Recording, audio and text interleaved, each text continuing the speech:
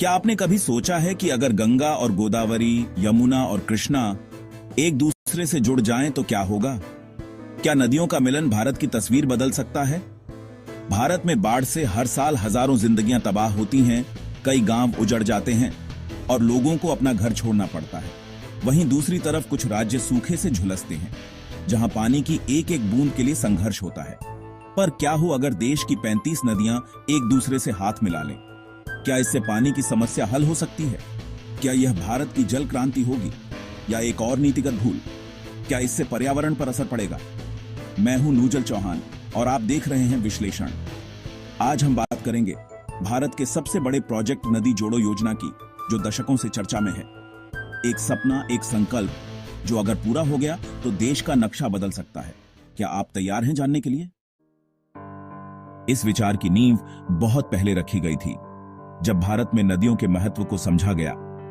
1858 में British engineer sir Arthur cotton ने पहली बार इस तरह की योजना का प्रस्ताव रखा था, जिसमें नदियों को जोड़ने की बात की गई थी। लेकिन आजादी के बाद भी यह विचार दशकों तक केवल कागजों और फाइलों में ही सीमित रहा और उस पर कोई ठोस कदम नहीं उठाया गया।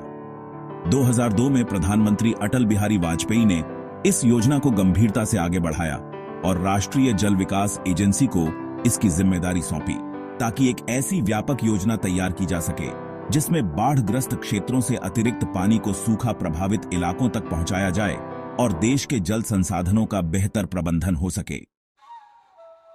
कुल 30 लिंक परियोजनाएं प्रस्तावित हैं, 14 हिमालय क्षेत्र की और 16 प्रायद्वीपीय भारत की। यह योजना देश के जल संसाधनों के बेहतर प्रबंधन के लिए बनाई गई है, ताकि सूखे और बाढ़ की समस्या को कम किया जा सके। इसमें गंगा, यमुना, ब्रह्मपुत्र, गोदावरी, कृष्णा, कावेरी, महानदी, बेतवा, केन जैसी नदियां शामिल हैं, जो देश के अलग अलग हिस्सों में बहती हैं। इन नदियों को जोड़ने के लिए बनेंगे 14,900 किलोमीटर लंबी नहरें, जो जल को एक क्षेत्र से दूसरे क्षेत्र तक पहुंचाएंगी। 3,000 से अधिक जलाशय बनाए जाएंगे, ताकि पानी का भंडारण और वितरण बेहतर हो सके, और अनेक पंपिंग स्टेशन और बैराज भी स्थापित किए जाएंगे, जिससे जल प्रवाह को नियंत्रित किया जा सके। लक्ष्य है 175 अरब घन मीटर पानी का उपयोग करना, जिससे देश की जल जरूरतें पूरी हों। 3.5 करोड़ हेक्टेयर नई सिंचाई भूमि, 34,000 मेगावाट बिजली उत्पादन और करोड़ों लोगों के लिए पीने के पानी की कमी को दूर करना इस योजना का मुख्य उद्देश्य है। अनुमानित खर्च 11 लाख करोड़ रुपए 2024 तक, जिसमें कई राज्यों की हिस्सेदारी भी शामिल है, जो अब बढ़कर लगभग 14 लाख करोड़ तक पहुंच सकता है और आगे भी बढ़ने की संभावना है। यह योजना जल संकट, बाढ़ प्रबंधन, कृषि उत्पादन में वृद्धि और जल संसाधनों के बेहतर उपयोग में मदद कर सकती है। साथ ही ग्रामीण रोजगार में बड़ा योगदान दे सकती है, जिससे लाखों लोगों को आजीविका के नए अवसर मिल सकते हैं। योजना का पहला और इकलौता pilot project Ken Betwa link परियोजना बुंदेलखंड क्षेत्र को लाभ देने के लिए 2022 में इसे केंद्र सरकार ने मंजूरी दी। अनुमानित लागत 44,000 करोड़ रुपए, पर अभी तक निर्माण कार्य धीमी गति से चल रहा है।